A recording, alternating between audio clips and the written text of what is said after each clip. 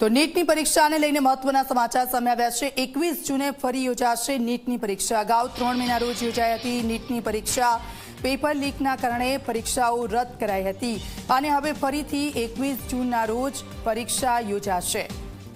તો નીટની પરીક્ષાની નવી તારીખો સામે આવી ગઈ છે। 21 જૂને ફરી નીટની પરીક્ષા યોજાશે। અગાઉ 3 મેના રોજ યોજાઈ હતી નીટની પરીક્ષા અને આ પેપર લીક થયું હતું અને તેના કારણે રદ કરવામાં આવી હતી નીટની પરીક્ષા। ત્યારે હવે નવી તારીખ નીટની પરીક્ષાને લઈને સામે આવી છે।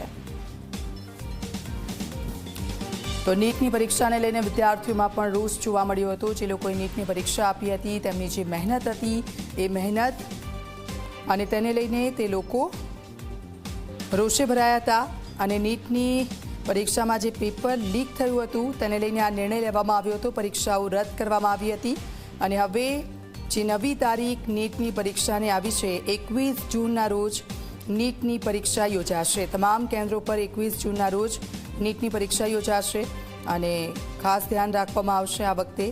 આપ જુઓ નીટની પરીક્ષામાં જે પેપર લીકનો મામલો સામે આવ્યો હતો તેને લઈને આ રદ કરવામાં આવી હતી।